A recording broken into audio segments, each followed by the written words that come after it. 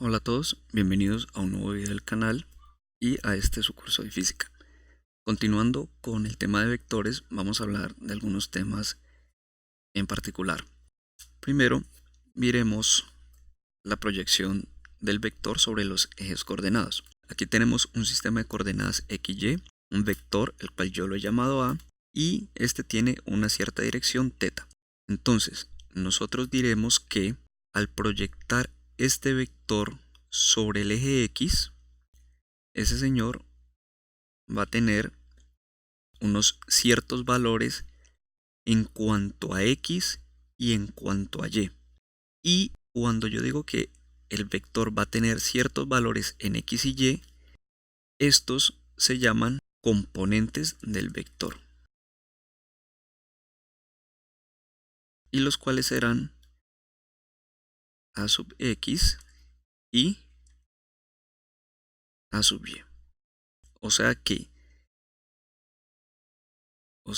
esta longitud que aparece aquí la vamos a llamar A sub X, porque es la proyección del vector A sobre el eje X, y esta componente de acá, la cual es la proyección del vector sobre el eje Y, tiene esta distancia, la cual es esta misma, la llamamos A sub Y.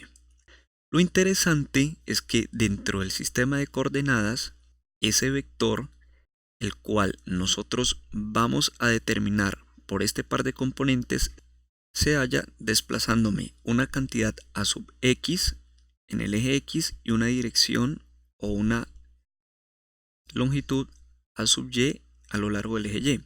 Pero esto de aquí está relacionado con las coordenadas de un vector. O sea que el vector A con componentes A sub X y A sub Y no es más que un punto en este sistema de coordenadas dos-dimensional. Es más, nosotros podemos decir que el vector A va a ser igual a A sub X, A sub Y. Ahora bien, supongamos lo siguiente. Supongamos que conocemos las coordenadas del vector A sub X, A sub Y, y conociendo este par de señores queremos determinar cuál es la longitud del vector A. Entonces aquí va a aparecer una nueva notación. Para determinar la longitud del vector A, nosotros tenemos que encerrar esto en un par de barras. Los físicos utilizamos esta notación, los matemáticos utilizan esta otra notación para extender la definición a la norma de una cierta cantidad, es decir, la norma del vector A. Podemos utilizar cualquiera de las dos definiciones, no hay ningún inconveniente. Esta cantidad de aquí es lo mismo que esta cantidad de acá, o es lo mismo que esta cantidad de acá, porque la longitud es un escalar. Entonces, al ser un escalar, puedo quitar la flecha del vector. Entonces, la magnitud del vector va a ser esta distancia que hay desde aquí hasta acá. Y si nosotros tenemos en cuenta que esto es un triángulo rectángulo, pues esa longitud no va a ser más que la hipotenusa de ese triángulo rectángulo. Por lo tanto, para calcular la magnitud del vector, haríamos A sub X al cuadrado más A sub Y al cuadrado. Es decir, la suma de los catetos al cuadrado y luego sacando raíz cuadrada. Entonces aquí tenemos la longitud del vector.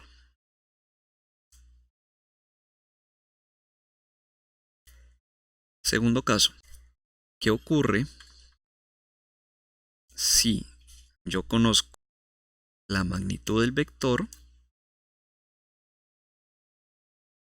y conozco la dirección del vector? Y por medio de estas dos cantidades yo quiero determinar cuáles son sus proyecciones o cuánto equivalen sus componentes rectangulares. Entonces, para esto vamos a utilizar la trigonometría del que nosotros vimos en el colegio, básicamente las funciones trigonométricas. Entonces recordemos las funciones.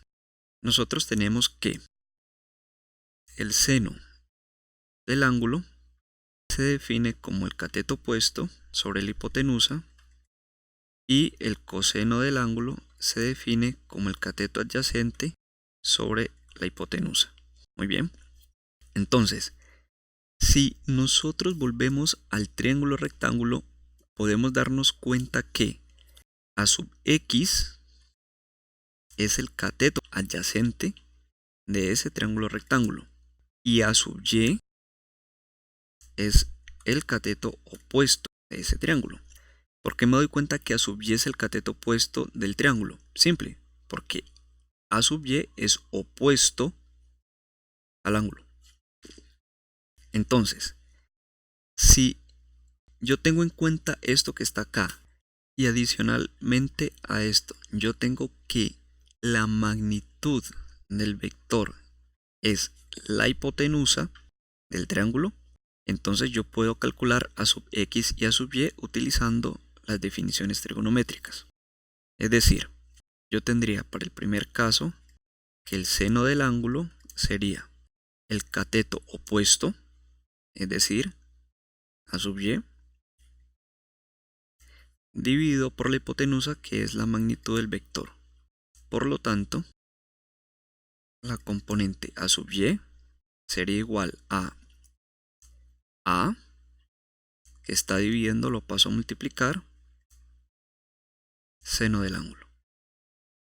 Muy bien. Y de la misma manera, yo puedo decir que el coseno del ángulo es la proyección del vector A sobre el eje X o la componente X del vector sobre la hipotenusa, que es A. Por lo tanto, A que está dividiendo lo paso a multiplicar y tendríamos que A sub X sería igual a A coseno del ángulo. Y aquí ya hemos calculado las componentes rectangulares del vector. Ahora, nosotros ya vimos que el vector se puede expresar como las componentes de un punto en nuestro sistema de coordenadas. Pero hay una notación un poco diferente. Yo voy a decir que el vector A es el resultado de la suma de dos vectores, cuyas magnitudes van a ser A sub x y A sub y. Pero A sub x y A sub y no son vectores, son magnitudes. Por lo tanto, nos vamos a inventar lo siguiente. Digamos que el vector A, cuyas componentes rectangulares van a ser A sub x y A sub y. Recordemos que aquí hay un sistema de coordenadas, ¿no? X y Y. Listo. Entonces, como nosotros sabemos, A sub x es una magnitud, por lo tanto, nos vamos a inventar el nuevo vector. Y ese vector sería A sub x en la dirección x. Este va a ser el vector A sub x. Y nos vamos a inventar el vector con magnitud A sub y en la dirección y. Y a este señor lo vamos a llamar A sub y como vector. Entonces, ¿qué significa? Que este vector que aparece aquí sería A sub x y el vector que aparece acá sería A sub y. Aquí hemos definido unas nuevas cantidades. Este señor que aparece aquí y este señor que aparece acá. Ellos dos no pueden variar la magnitud de estos vectores que yo he puesto en blanco, porque la magnitud tiene que ser A sub x y A sub y. Por lo tanto, la magnitud de estos vectores x y y, los cuales ya no les he puesto una flecha, va a ser igual a 1. Y por lo tanto se conocen como vectores unitarios.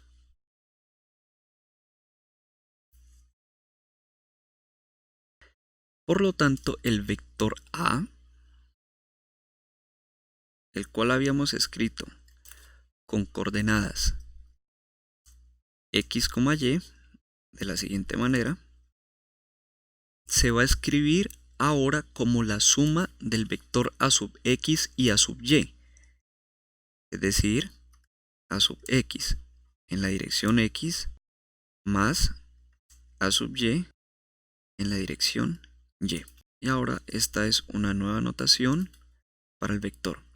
Tengamos en cuenta que en algunos libros de texto a este vector x se le llama y también, al vector y se le llama j, y en caso de tener un sistema de coordenadas tridimensional, el vector unitario a lo largo del eje z se le conoce con la letra k.